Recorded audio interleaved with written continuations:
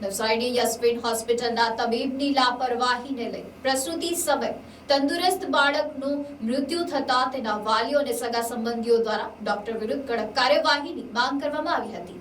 નવસારી શહેરમાં આવેલી યશવીન હોસ્પિટલના ડોક્ટર નિરંજન ઓઝાની ગંભીર બેદરકારીના લીધે તંદુરસ્ત બાળકનું પ્રસૂતિ સમયે મૃત્યુ થતા તેના વાલીઓ અને સગા સંબંધીઓમાં આક્રોશ જોવા મળ્યો હતો। ત્યારે ડોક્ટર સાથેની વાતચીત દરમિયાન ડોક્ટરની તાનાશાહી અને દાદાગીરી સામે આવી હતી। ત્યારે જાણવા મળતી માહિતી મુજબ ગત તારીખ 15/3/2023 રોજ પણ પ્રસૂતિ દરમિયાન એક બાળકનું મૃત્યુ થયું હતું અને બાળકના પિતા દ્વારા ડોક્ટરને કહેવામાં આવ્યું હતું કે બીજી વાર કોઈ બાળકને આવી રીતના મૃત્યુ ન થાય તેને લઈને ધ્યાન આપજો। આમ કહી પિતા અને પરિવાર નીકળી ગયો હતો। ત્યારબાદ તારીખ 15/8/2024 રોજ ફરી એક કિસ્સો પ્રકાશમાં આવ્યો છે અને વિડીયો વાયરલ થતા જે વાલી 2023 પ્રસૂતિ દરમિયાન તેમનું બાળક ગુજરી ગયું હતું તે પણ સામે આવ્યા હતા અને ફરિયાદ નોંધાવવાની તજવીજ હાથ ધરી હતી। ત્યારે હાલ તો ડોક્ટર વિરુદ્ધ અકસ્માત મોતનો ગુનો દાખલ કરવામાં આવ્યો છે, પરંતુ આવા ડોક્ટરોને કડકમાં કડક સજા થાય અને તે જેલના સળિયા ગણે તેવી પરિવારજનો માંગ કરી રહ્યા છે। ત્યારે યશવીન હોસ્પિટલના ટ્રસ્ટીઓ સાથે વાત કરતા જાણવા મળ્યું હતું કે ડોક્ટર દ્વારા ગેરવર્તન કરવામાં આવ્યું છે। તેના વિરુદ્ધમાં યશવીન હોસ્પિટલ માફી માંગે છે અને પોલીસ પ્રશાસન દ્વારા બાળકનો કબજો લઈ મૃતદેહને પીએમ અર્થે ખસેડવામાં આવ્યો છે। ત્યારે જે કંઈ પણ રિપોર્ટ આવશે ત્યારબાદ ડોક્ટર વિરુદ્ધ કાયદેસરની કાર્યવાહી કરવામાં આવશે તેવી બાહેધરી યશવીન હોસ્પિટલના ટ્રસ્ટીઓએ આપી છે। જો કે યશવીન હોસ્પિટલ પહેલેથી જ વિવાદમાં રહી ચૂકી છે અને નર્સ અને ડોક્ટરની લાપરવાહીને લઈને ફરી એક બાળકનું મૃત્યુ થયું છે। તેને લઈને પરિવારજનો પોલીસ પ્રશાસન પાસે ન્યાયની અપેક્ષા રાખી રહ્યા છે અને આ બાબતે વહેલામાં વહેલી તકે એફઆઈઆર દાખલ કરવામાં આવે અને આ ડોક્ટર જેલના સળિયા ગણતો થાય તેવી માંગ પરિવારજનો કરી રહ્યા છે। 3 તારીખે આયા તો પાસ દાખલ રાખ્યા પણ 2 દાડા અને પાછી રજા આપી દીધી 2 દાડા રાખી અને પછી રાતે આયા ત્યારે પાછા દાખલ કર્યા કરીને દુખાવો હતો અને દુખતું હતું ને ફરતું હતું અને પછી એમ કે મરી ગયું। ડૉક્ટર આવ્યા તો ડિલિવરી પછી 5 મિનિટ થઈને ડૉક્ટર આવ્યો લાપરવાહી। ઘટના 1 વર્ષ પહેલાં જડીબેન દશરથભાઈ સોલંકી મિથિલામાં રહેવાસી આ જ જગ્યા પર આ જ ડૉક્ટર સાહેબને આ જ રીતનો કેસ બનેલો હતો। તે દિવસે જ્યાં રાતના 3 વાગ્યા અંદર લઈ ગયેલા હતા ડિલિવરી માટે અને ડૉક્ટર સવારે 6 વાગે આવ્યા હતા। 5 વાગે ડિલિવરી આ લોકોએ સિસ્ટર લોકોએ કરાવી નાખી હતી અને એ બાળક અહીંયા જ ઓફ થઈ ગયું હતું અને તે દિવસે આ ડૉક્ટર સાહેબને અમે કીધું હતું કે ધમકી આપી હતી તમારા થાય તે કરી લેજો, અમે રાઈટ જ છે એમ। અને હું સિવિલમાં લઈ ગયો હતો બાળકને। સિવિલવાળા ડૉક્ટરે કીધું હતું કે આ 3 કલાક પહેલાં બાળક ઓફ થઈ ગયેલું છે। તે દિવસે મેં સાહેબને કીધું હતું કે બીજી વાર આ ન થાય એનું ધ્યાન રાખજો તમે, નહીં તો આ ફાઇલ હું બીજી વાર ખોલીશ। જ્યારે બીજો કેસ આ બનશે તેથી આ ફાઇલ હું સાચવી રાખીશ, તેથી આ ફાઇલ હું ખોલીશ અને કેસ કરીશ। આજે તો કાંઈ કરતો નથી।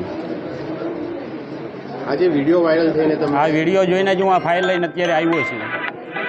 વિડીયો જોયો અત્યારે મેં ફોનમાં, એટલે આ વિડીયો જોઈને હું અત્યારે આવ્યો છું કે ભાઈ આને પહેલાં આ કેસ બનેલો છે, આની પહેલાં કેટલા બન્યા છે, આના પછી વચ્ચેના ગેપમાં કેટલા બન્યા છે અને બીજી વાર આ ન બને એના માટેનું કોઈ બી પણ આનું કાર્યવાહી થવી જોઈએ।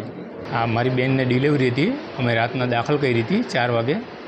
તો પછી 4 વાગે અમે દાખલ કરી એટલે પછી નર્સને કીધું કે ભાઈ અમારી બેનને દુખાવો છે, તમે દાખલ કરી નાખો। તો નર્સ કે કંઈ નહીં, તમે દાખલ કરો, ઓલી નવી સિવિલમાં એસપીનમાંથી ફાઇલ લઈ આવો દાખલની, એટલે દવા ટ્રીટમેન્ટ ચાલુ કરી દીધી।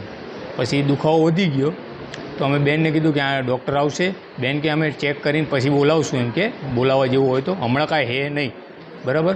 એમ કરતાં 4:30 અંદર લીધી। પછી 6 વાગ્યા પછી ડૉક્ટર આવ્યો। પછી 6:30 વાગે મને જણાવવામાં આવ્યું કે આ તમારું બાળક 2 દિવસ પહેલાં મરી ગયેલું હતું।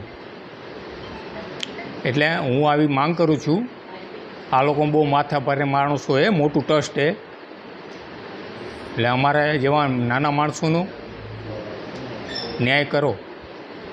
પોલીસ ફરિયાદ એવું કર્યું છે? પોલીસ ફરિયાદ એફઆઈઆર નથી લખાવી, ખાલી કાચા પાને અરજી કરેલી છે।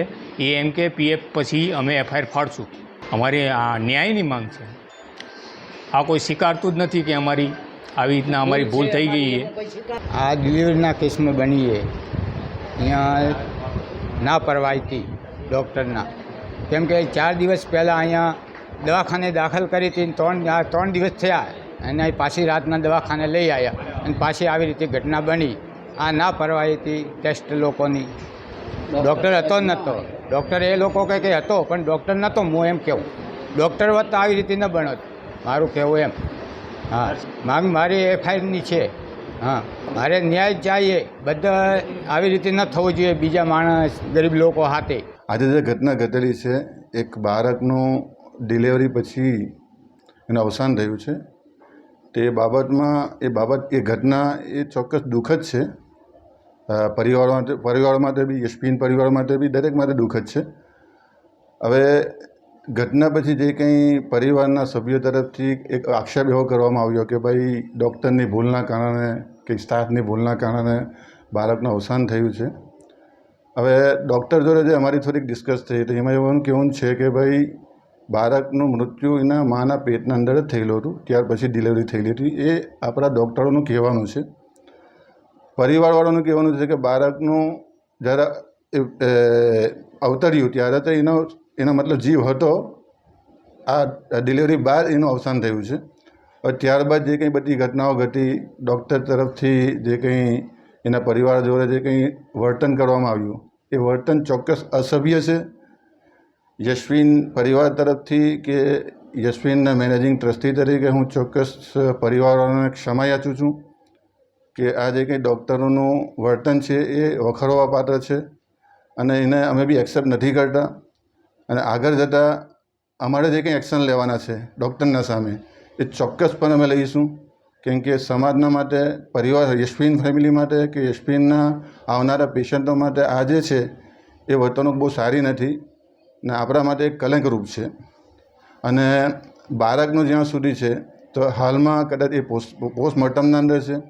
પોસ્ટમોર્ટમનો રિપોર્ટ આવ્યા બાદ એમાં જ્યારે ખબર પડશે કે ભાઈ ડૉક્ટરની ભૂલના કારણે છે કે એ માના પેટના અંદર જ એનું મૃત્યુ થયું હતું, એ તો પોસ્ટમોર્ટમ પછી જ ખબર પડશે. અને ત્યાર પછી જે કંઈ ડિસિઝન આવશે એને ચોક્કસ અમે આવકારીશું અને જે કંઈ ઘટનાઓ, જે કંઈ પગલાઓ લેવાના હશે જે તરફથી બી અમે ચોક્કસ લઈશું એ જ અમે ખાતરી આપીએ. બીજી ઘટના છે કે એવી ઘણી ઘટનાઓ છે.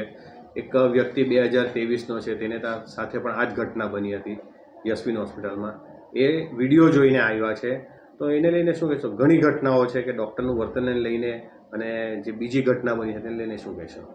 હવે એ જે તમે વાત કરી રહેલા છે કે આવી 2023 કે 2022ની અંદર ઘટનાઓ ઘટેલી હતી, તો કદાચ બની શકે ડાયરેક્ટ ડૉક્ટરો જોડે કદાચ આ બધી વસ્તુઓ થયેલી હશે, પણ અમારા જાણમાં એ વસ્તુ નથી આવેલી તે સમયે. યશવીન હોસ્પિટલની જ ફાઇલ છે એમની પાસે. ફાઇલ તો હવે પેશન્ટોની હોય, કેમ કે જેટલા બી પેશન્ટ આવતા છે એ લોકોને ફાઇલ તો નીકળવાની છે.